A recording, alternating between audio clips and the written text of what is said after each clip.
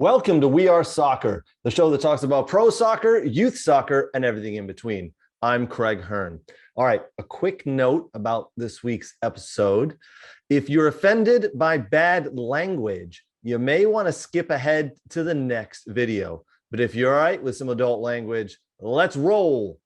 Today, we'll chat about the U.S. men's national team and their win over Honduras in the freezing cold of Minnesota. We'll also talk about Man United, who tanked it at home in the FA Cup against Middlesbrough. What the hell happened there? And then we also talked to Brooks Lambert about the upcoming MLS season and how some of the players performed in that U.S. game in Honduras. And then some idiot has decided he wants to put a tournament together here in the United States at the exact same time that the World Cup is going on. What the hell is that about? All right, we got a lot to unpack on today's show. If you're ready, hold on to your asses and let's roll.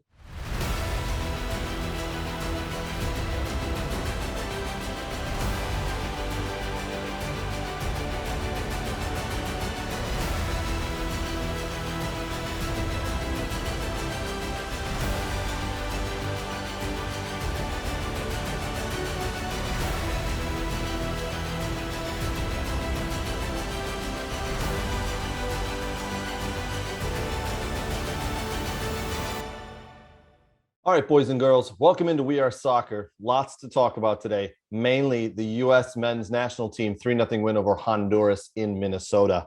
Before we jump into that, just want to let you know that this segment of today's show is brought to you by Tim Merritt and Ross Mortgage. With over 70 years of mortgage lending experience, you can depend on Ross Mortgage for competitive rates, quality service, fast response, and no surprises.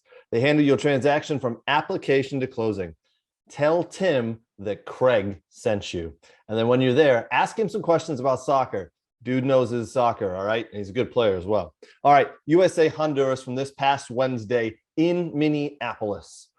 Kickoff, 6:30 local time, 7:30 Eastern time, 0 degrees at kickoff. 0 degrees. Slight wind going through. Real feel was -9. No, that's no joke. -9. It was fucking cold. That is probably the coldest I have ever been for a soccer game. From what I'm hearing, it is the coldest U.S. men's national team ever played on record.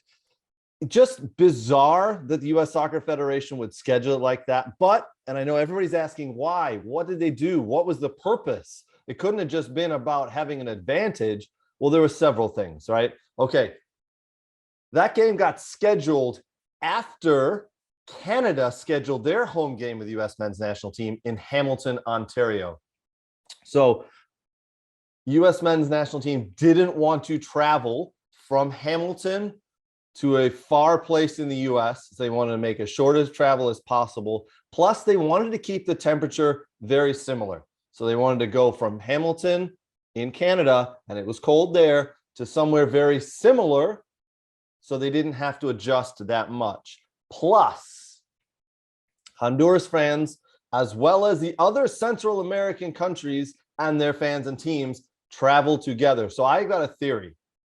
When a team like Honduras comes to town or just plays in the U.S. in general, the El Salvadorian, the Costa Rican, all those fans kind of travel together and just become Central American soccer fans and root for that team.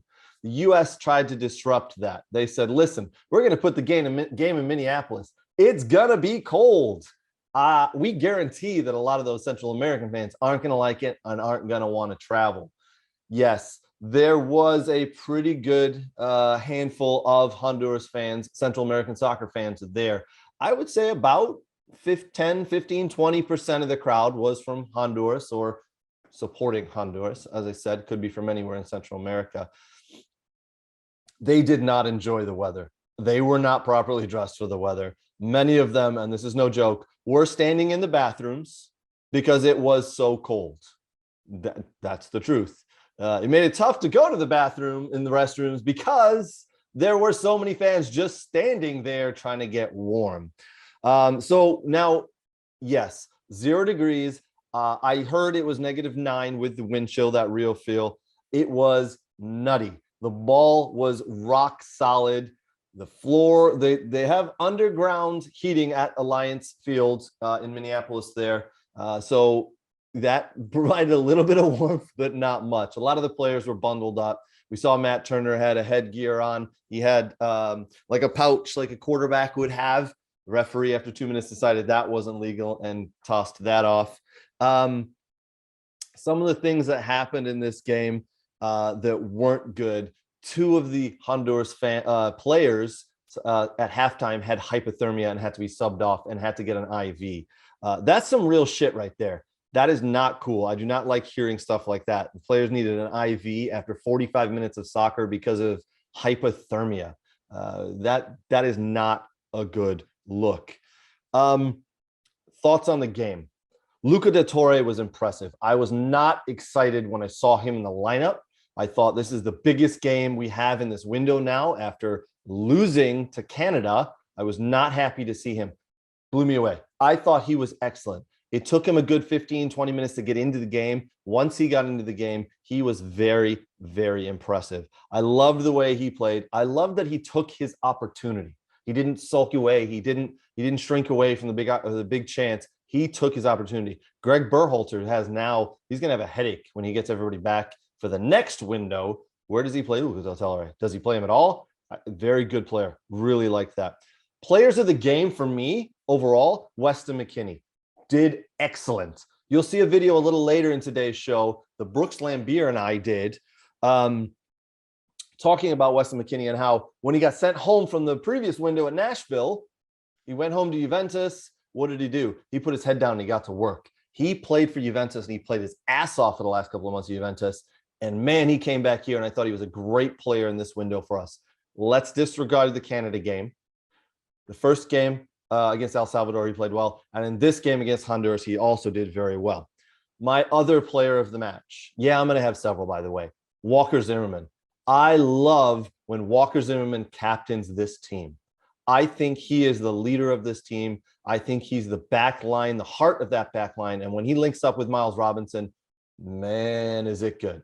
It is really good. Those two play really well together. For me, Walker Zimmerman is the captain and the leader of this team. He played excellent. And not just because he scored a goal.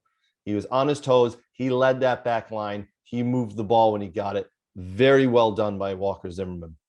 All right, so now you've heard me talk about Weston McKennie. You heard me talk about Walker Zimmerman, Luca Del Torre. My other player who I thought was excellent and a game changer for the U.S., Kellen Acosta. He played in the middle. He played really well in the middle of the field, linking everything together. And his free kicks, his service into the box from those free kicks, excellent. We haven't had that in who knows how long. He put the ball exactly where it needed to be. I thought Kellen Acosta was awesome. Here's what's going to happen. We've got another window coming up in late March. Greg Berhalter's got some headaches. He's got some real headaches here. Who does he? Tim Weah, Musa, Pulisic, Acosta, Del Torre. Is Gio Reyna going to be healthy? There's a lot of players in there. Weston McKennie, as I mentioned, a lot of players. He's going to have a headache. That's what a coach wants. He wants that headache, though. Matt Turner in this game, the ball was up in the offensive end, I would say probably 75 to 80% of the game. Matt Turner was doing sprints back and forth to the box. Whenever the ball went out for a throw in deep or a corner kick deep, he was doing sprints back and forth. And then occasionally he'd sneak off to the side of the field and wrap himself in a warm blanket for 30 seconds or so. He was that cold. He did a great job keeping himself warm, doing what he needed to do. He was not called upon very often, but when he was ready. There was also a moment where the fans kept calling his name and wanted to turn around, and he turned around and gave him a wave, and it was a very nice, very, very fun thing. The atmosphere overall was phenomenal. What might have been 0 degrees. We all might have been shivering and standing there in the cold, and yeah, nobody was sitting down. Literally, everybody's sitting there doing this, moving their legs, moving their hands, moving their body, just to keep warm. It was a great atmosphere. People were cheering. People were up. We were ready. I think it helped that the U.S. scored early. That Weston McKennie goal early on from a Kellen Acosta service really put everybody in good spirits. You could tell the Honduras players wanted nothing to do with this game. They did not want to be there. They were down 1-0 early. They were taking their time on throw-ins. They were taking their time on free kicks. Then they went down 2-0. And they took even more time. There was at one point, one of the Honduras players got fouled. It didn't look to be a bad foul, I'll be honest. And he stayed on the ground. And I've heard he stayed on the ground because the underground heating and the soil there was warmer than the air. So he kind of just was laying there for some warmth. I don't know if that's true or not. One of the things I didn't like about this game, this might be a little bit nitpicky. Greg Berhalter in the 81st minute goes into the stands and takes a picture with some supporters. The game's still going on, Greg. I know we're up 3-0 at that point. It's the 81st minute. No, this is not a good look, my friend. You can't just go into the first row and take pictures with your friends or your fans or the supporters, whoever they are, just because they asked. Not a good look. You've got a job to do. There was no chance we were going to lose this game at that point, I know, but let's be a little bit more professional, please. Something else which is kind of interesting. The referee had no additional time added on. No added time at the end of the game. The 90 minutes were up and he blew his whistle because it was so fucking cold. Him and everybody else wanted to get the hell out of there. It was cold. It was really cold. I had wanted to do a small video after the game. I got my phone out, took my gloves off, got it ready. And within about 15 seconds, no, I'm done. Put my phone back in, put my gloves back on. I was done. It was that cold. All right. So where does that leave us? We got 6 points out of a possible 9 from this window. We were hoping for a minimum of 7. We got 6. We're still in second place on goal difference. We're tied with Mexico on points, but due to goal difference, we are in second place. Currently, we have a 98.03% chance of qualifying. You got to think, right? 98% chance. It's pretty much assured. It's an assured thing. We're there. We're in Qatar. I'm not happy. I'm not going to be happy until it's 100% and we are officially in. I don't know about you guys, but I've seen weirder shit happen in the sport of soccer, and we could get CONCACAF'd pretty easily and look really dumb if we do not make Qatar 2022. So again, I'm not going to be happy until it's 100%. All right, upcoming games in the next window at the Azteca Stadium on March 24th to take on Mexico. Yeah, temperatures are probably going to be in the 70s and 80s, if not more. It's going to be hot. It's going to be rowdy. Yes, there are fans in the Azteca, about 100,000 of them. They are going to make it really, really tough on us. It would be nice to come away with a point. I'd be ecstatic if we got 3 points. I will take a point. I just want a good showing as well. Let's be honest. Let's go down to Mexico. Let's put a good showing in. They have issues. Mexico have a lot of issues right now, right? They lost to the U.S. They lost to Canada. Tata Martinez, their manager, is under fire. He's offered to resign. They've said no. They're under pressure. They're going to want to come out and they're going to need to beat the U.S. Okay. But so that's going to be a tough one, March 24th at the Azteca Stadium. Home to Panama in Orlando on March 27th. This could be the game that does it for us. I think this game in Orlando, March 27th, if we can pick up 3 points against Panama right then and there, that will be done and dusted. That will be us in the World Cup if we can pick up points there. 3 points needed. All right. The last game, we then go away to Costa Rica on March 30th for the final game of World Cup qualifying. Please, I beg you, Greg Berhalter and squad and everybody associated, please, let's not leave it to that last game that we have to go to Costa Rica and get points to qualify. That would be a nightmare scenario right there. Let's not let that happen. We cannot let that happen. We have chances, we have opportunities before then. We have 2 games before then that we need to pick up points. From what I understand, 4 is the magic number. We get 4 points out of that window, those 9 possible points, and we qualify. Let's get a draw down in Mexico, and then let's come home in Orlando against Panama and get 3 points. Let's take care of business early. All right. I beg you, let's not let it get to that last game against Costa Rica in Costa Rica. Hoo-wee, it's not going to be good. All right. It's a couple of days after that game in Minnesota. I'm finally thawing out. Yeah, it was cold. I was outside for a couple of hours, sufficiently lubed up with beer. That's what was needed. We did have a beer or two in the stadium, and they froze. That's what happens when you're in Minnesota in the middle of winter. So, U.S. Soccer Federation, I get it. As I said at the beginning of this segment, you did it for travel time, and you did it because you didn't want to change temperatures too much from Canada. I don't give a shit anymore. Let's not do that again. I do not want to go back to Minnesota in the middle of winter. Minneapolis, Minnesota is beautiful in the summer. I've been there.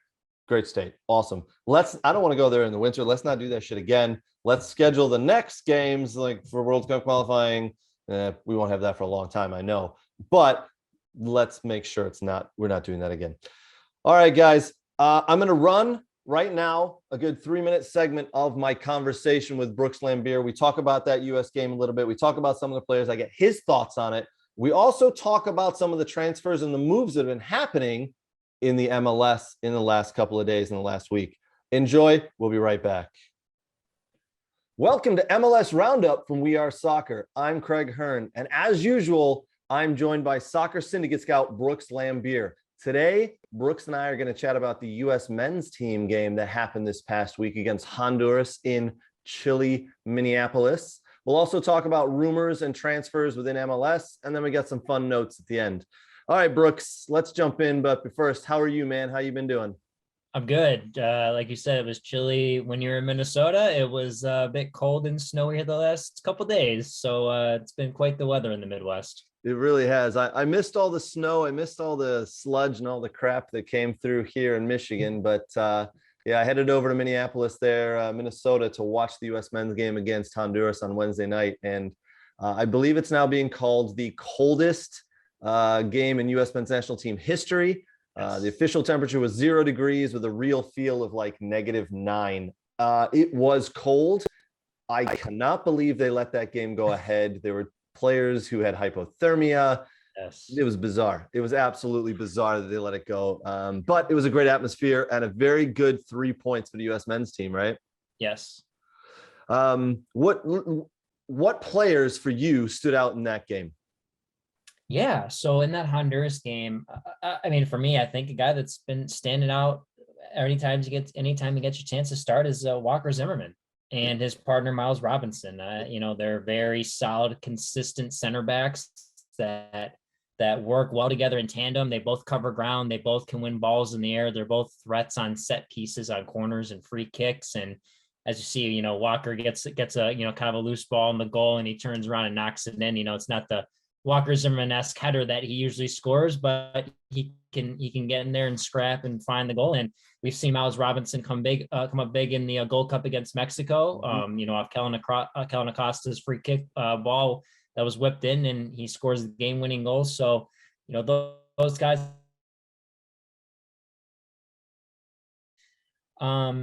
I thought Pepe was interesting at times. I don't think he got the service he needed. But one guy that really stood out for me actually was Tim Weah. I thought Tim Weah had a very good game. And the last one people have said is like Luca De La Torre as well. I thought he started off slow. He got better as the game progressed. And then one guy I'll mention that I've kind of I don't want to say pissed on or whatever, but I've kind of just gave him a little shit was kind of Weston McKennie. I think he's really, ever since he got sent home from Nashville and, and he couldn't play, he's kind of turned around a bit. And you can really see there were moments in that Honduras game where you could really see the Juventus training and the guys he's been around, that he's really upped his level. He just has to stay with that mentality and not let his ego get the best of him. And that's the tough thing with Weston McKennie. I think ego is a big thing with him. If he can stay humble and be like a Pulisic and just kind of just roll along with it, I think it could be very interesting in these last 3 games for qualifying to see how McKetty plays and what he does. I agree. I want to unpack everything you just said there. All right. Hopefully you liked that video. If you want to see the full thing, you can jump on any of the We Are Soccer social platforms, Facebook, Twitter, Twitch, YouTube, you name it. You'll be able to find the rest of that video with Brooks, Lambert, and myself. All right, let's jump into some world soccer news. This section of the show is brought to you by Kroski and Lonnie, the growing team of certified public accountants and business advisors at Kroski and Lonnie specializes in working with small and medium-sized privately held companies, nonprofit enterprises, educational associations, professional partnerships, and families. And they are dedicated to helping you achieve the highest levels of financial understanding and prosperity. Visit them at kroskilani.com to find out how their talented team of professionals can help you and your organization in 2022. Just a little side note, they do my taxes. So thank you, Kroski and Lonnie. If you guys are looking for a good accountant, if you're looking for good tax guys, and you have a small business, visit kroskilani.com. They, trust me, come highly recommended. All right, Manchester United and Middlesbrough from Old Trafford in the 5th round of the FA Cup, Friday afternoon. It was raining, typical English weather. You'd expect Man United in the FA Cup to put out a team that kind of could compete, maybe not their top players because they're playing Middlesbrough, who are a division below. Man United put out the studs. And Pogba is back. Pogba in the middle, next to Bruno, Ronaldo up top, Maguire, Varane, Shaw, Delot, Sancho. Hey, man, looks like United are going all out for this victory. They went at it, and after 90 seconds, hit the crossbar. And then that was it. They did get the goal. They did get a breakthrough. Jadon Sancho did get a goal. It looked like it actually might have been going wide. It took a quick deflection and went into the back of the net. Man United up 1-0. They had several chances to go up 2-0. Ronaldo missed a penalty. He has not done that very often in his career, I can tell you that. Then something happened that I thought I'd never actually see, especially at Old Trafford. Middlesbrough come down, put the ball over the top. The guy takes a bad touch, hits his hand, pops to him. He puts the ball to the back post, and they score. VAR looks at it and says, no, it's a good goal.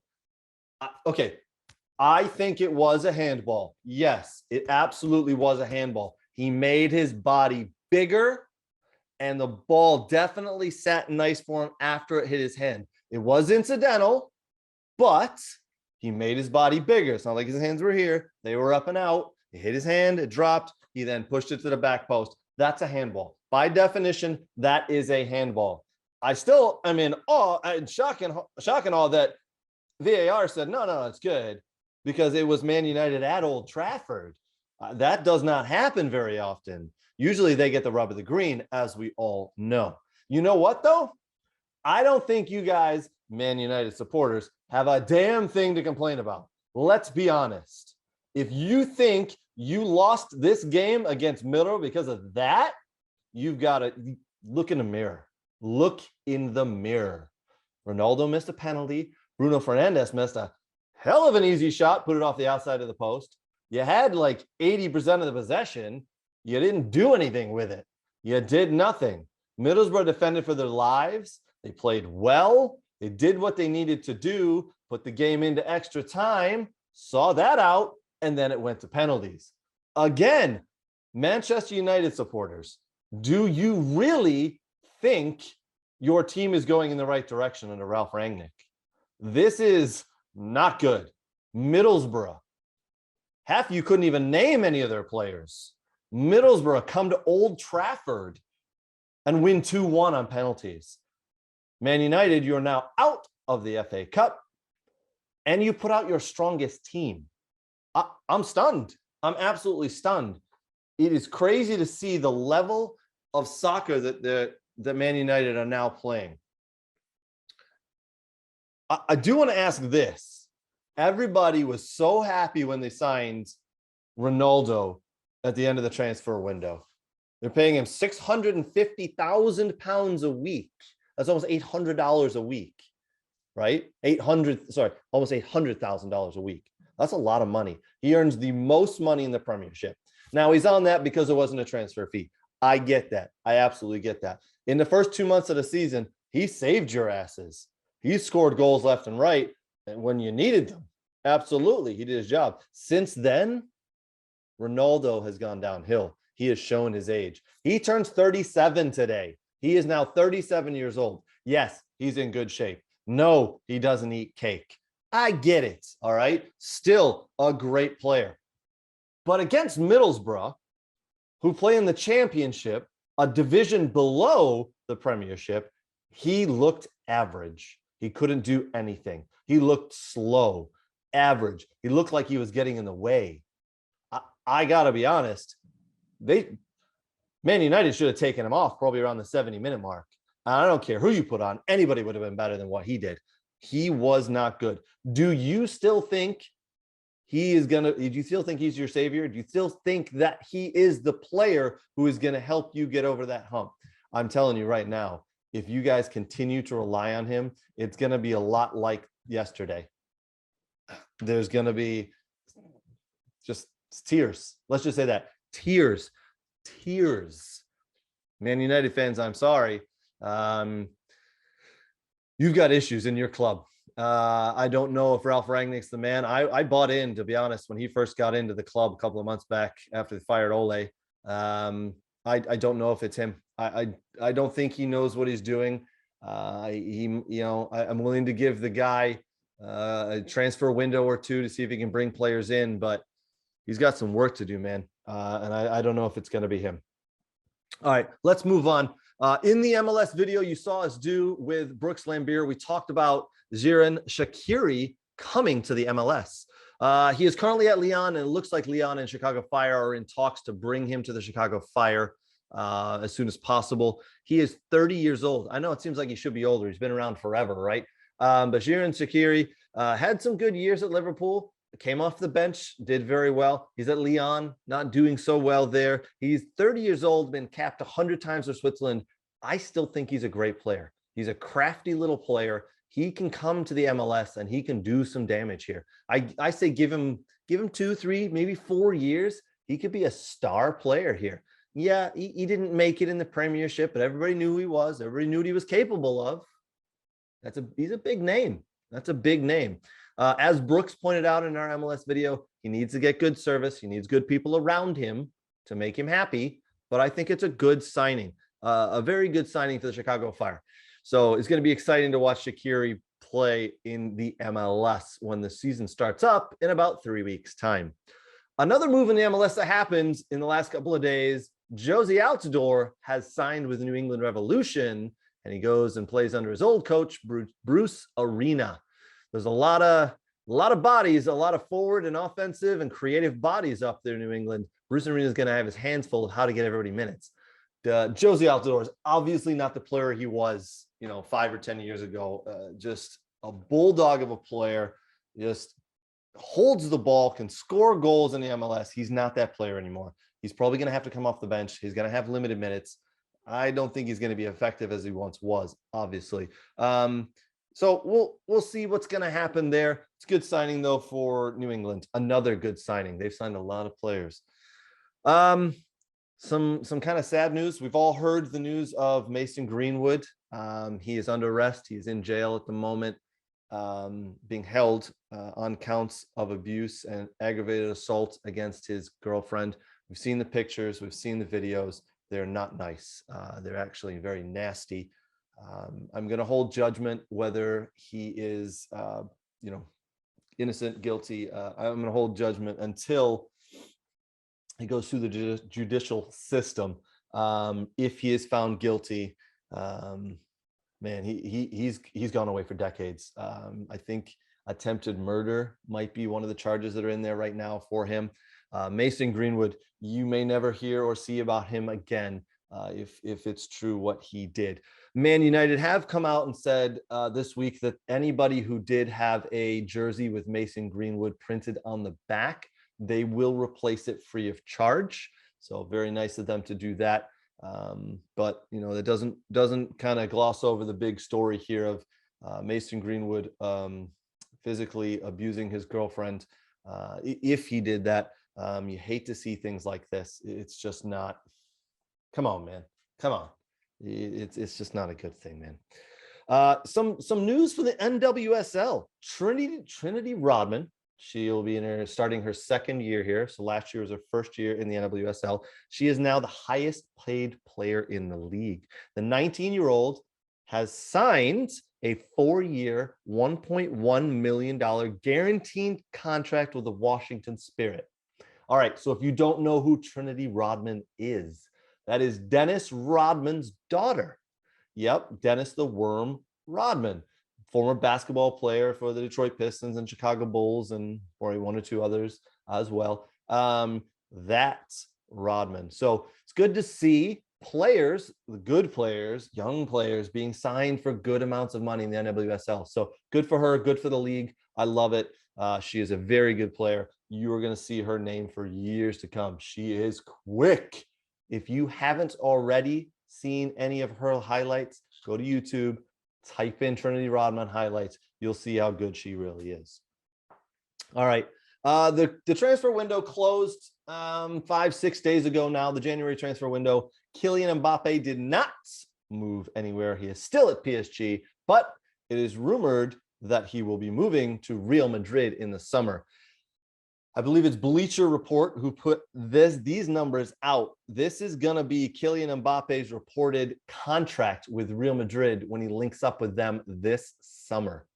He'll be earning 50 million euros a year. And if you break that down, it's going to be 4.2 million a month, 961,500 euros a week, 137,360 euros a day. Oh, we can go further here. You ready for this? Kylian Mbappe, with this new contract with Real Madrid, will earn 5,723 euros an hour. And you want to break it down to a minute? He earns 95 euros a minute. Oh, that's 1.58 euros a second. That's nutty. That is nutty. 50 million a year. Kylian Mbappe. Real Madrid said they wanted no interest in Erling Haaland. They went straight for Kylian Mbappe. I gotta be honest. I think Erling Haaland's a better goal scorer, but the guy can't stay healthy. Man, China doll, glass doll, whatever you want to say, the guy gets injured a lot. Kylian Mbappe stays healthy, keeps himself fit. He's been scoring goals. He's a game changer. I think he's the perfect player to put up top with Vinicius Jr. or Benzema. I think it's a great signing for Real Madrid when it happens. From all reports, it looks like it's a done deal essentially. So good luck to Kylian Mbappe at Real Madrid. It's madness, the amount of money. All right. I mentioned this at the top of the show. An interesting thing has come out in the last couple of days here. I haven't been able to verify the report. Bleacher Report did actually share this from another news outlet. So if Bleacher Report Football are sharing it and talking about it, it's pretty much, it's real. All right. It's not just a rumor. It is actually real. So you ready for this shit? The Serie A is trying to launch a 20-team tournament in the United States during the Qatar 2022 World Cup. For players who are not attending the World Cup, they want to take 20 teams and put them into a tournament here in the USA for all the players who are not attending. All right, listen, I love soccer. Obviously, I love soccer. Played my entire life. I got a fucking soccer show. That's what we're doing here. But let's go a little further. The World Cup. It is the biggest event. It is the biggest and the best. Everybody's going to be watching that. And now you want to take and add another tournament? You're going to water down the World Cup is what you're essentially going to do. There's going to be so much soccer that no one's going to be able to watch it. I think it's going to be a waste of money. I think it's a waste of time. I actually think it's a disgrace. And I think it's going to take away from the World Cup. I do not like this idea. I am sorry. I do not see the benefit. The players who are not attending the World Cup, this is their time in the middle of the season to go ahead and go away with their families. This is a time for them to recuperate, recover, get healthy again for the season when it starts back up in January. Okay. So the World Cup runs from the end of November to the end of December. There's no need to put another tournament together. There's no need to do this. And I'll be honest, I don't know how they're going to do this. I don't know the details because is it going to be a club, let's just say Roma, right, in the Serie A, Juventus and Inter Milan. Let's say those teams. They're going to have 3 or 4 players from their team disappear for the Italian national team and other national teams around the world. So those teams are then going to come here to the U.S. and play in a tournament. Do you think those players are going to want to do that? Do you think those clubs are actually going to want to do that? No, they're going to want to use that time and time off. I get that they want to build a following here, but listen, is that what they're going to do? Are they going to take, I don't know the details. Are they taking those clubs and bringing them here? Are they going to take players and put them in a pot and pull them out and say, you're now on this team in the tournament? I don't have a clue. This has just come out in the last day or two. It's still not a good idea. However you swing it, not a good idea. I don't get a vote, unfortunately, but if I did, I'd say no, get the hell out of here. What is that shit? Don't water down the World Cup. I am really looking forward to the World Cup. If you couldn't tell by today's video and all the other videos we've done, all right, really looking forward to the World Cup. Don't want to be distracted by another tournament. A shitty tournament, all right? Serie A, shove it. Not liking that. All right, guys, before we go away, I want to talk about youth soccer for a couple of minutes. Youth soccer is really heating up. The We Are Soccer Twitter account, we do a lot of sharing of videos. So if you're a youth soccer player and you've got a video, please tag us. We will share it. We love seeing those videos. I do want to say to you players, you young players out there, what are you doing to get better? I see videos all the time of kids kicking a ball in the basement, finding an indoor facility that they can train with, finding a group of kids or some trainers they can train with. You know, 5 minutes a day on a soccer ball with a wall in your basement, or even just jump roping or watching soccer. This is something a lot of kids don't do. Watch soccer. You need to watch soccer. Understand the game. Pick a player, pick a team, whatever it may be, watch soccer. It will help you get better. So kids, what are you doing to get better at soccer these days? Because your competitors, even kids on your team who are trying to get better, they are doing stuff. I see this all day long. I go out and visit Aaron Bird and his training, the next level training. He's got kids out there at all levels. They're trying to get better. They're absolutely trying to get better. I see kids in their basement kicking balls around. I see kids in California that are outside. I see kids from Michigan traveling to Florida for a couple of weeks just to get better. What are you doing to get better? Even if you're stuck in Minnesota in the freezing cold or Michigan here in the snow, you've got to find something to get better, because if you don't, you're going to get left behind. With all that being said, I know we played this last week. I'm going to play it again, because here is a player who does everything she can to get better. So I interviewed Chloe Ricketts last week. I showed you a 2-minute piece of that interview last week. I'm going to show you that same clip again here. Check her out. She's a little shy in the interview, and that's okay. But what I do know of her is she's very ambitious and she loves to work at soccer. She goes out and trains every single day. She's getting better. Kids, make sure you do the exact same. All right, guys, that's going to wrap us up. I'm going to show you that 2-minute interview with Chloe Ricketts. Make sure you go and see the full video. YouTube, Facebook, Twitter, we've got them. Go see that interview. You'll find it under the We Are Soccer name and on those platforms. Until next week, guys, I appreciate it. We'll be back. The Bundesliga, the Premiership, they'll all be back in full swing. So get ready and we'll come back. Cheers. Welcome to We Are Soccer. Today I'm chatting with 14-year-old superstar Chloe Ricketts. Chloe recently signed with AFC Ann Arbor in the USLW League. Chloe, welcome to We Are Soccer, and thank you for taking time to chat with us today. Welcome. Hi. I know you've got training a little bit later today, so we won't take up too much of your time. First off, I do want to say a big thank you to our mutual friend that both you and I have, Casey Bantle from Ann Arbor FC. Casey reached out and encouraged us to chat. So I don't know if you know Casey very well, but he's a heck of a player and a very good guy. Yes, he is. Have you trained with him? You trained with him and for a little bit, right? No, he's coached me before. Yeah, great. Have you ever seen him play before? No, I haven't. No, he's a heck of a player. Heck of a player.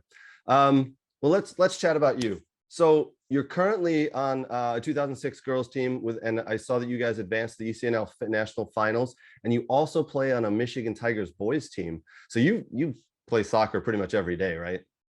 Yes, I do. It's a passion, I assume, and pretty much the only thing you do. Yeah.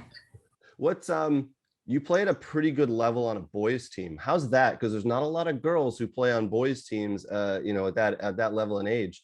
What's it like playing on a boys team? I love it so much. The competition is amazing. Is Yeah. the speed of play different compared to girls? Yeah, they just play different Yeah. than the boys. I'm assuming probably a little bit more physical, but the speed of play overall is. And now when you play with that boys team and you're able to kind of get adjusted and take that back to the girls game, does the girls game kind of slow down for you a little bit? It does, but the girls are more physical than the boys. The game does slow down, like the passing and everything. I have more time to pass the ball Sure. and dribble. Yeah, I know from personal experience, every time I step up a level, the speed of the game gets going quicker and quicker. So that's only going to help you, you know, as you play for this boys team, as you move into the girls level. Let's talk about you signing with AFC Ann Arbor. You're going to be playing with them in the summer league. Are you looking forward to that? Yeah, I didn't even it didn't register in my mind that that could happen and I could sign for a semi-pro team. And when it happened, I got to do a photo shoot and it was so cool. I was so excited about that. It's that's a big step playing semi-pro. It's, you know, a lot of athletes your age, you know, they're just doing summer camps and kicking a ball around with friends. You're going to go and play semi-pro with and against some of the best players in the state of Michigan. That is so awesome and a big leap, which is really going to help. What are you most looking forward to as you take on this challenge? Probably playing with more experienced players and traveling with older players that know what they're doing and probably the life lessons that they can teach me. Lovely. Great answer. Love that. Absolutely love it, because soccer will provide you with a lot of life lessons. So that's the fact that you're going into that team with that open mind is great. Do you know any of the players on the team, or you just know the coaching staff, or you kind of going in blind and not knowing and just hoping to, you know, to win a position? I think I know some of the players from Next Level with Aaron Bird. I know Tatiana, but I'm kind of going in blind and hoping I get playing time. I'm sure you'll get playing time. You mentioned Aaron Bird at Next Level Training. He's a good friend of mine, a good friend of our show.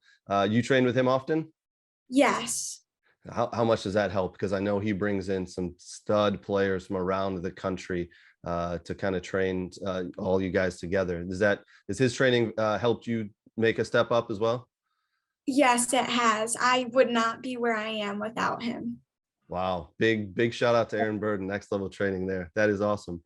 Do you watch a lot of soccer on TV, or do you go to a lot of games yourself? I do. Me and my dad watch soccer every night. Do you really? That is great. What do you have a team that you support? Yeah, I support Newcastle. Oh,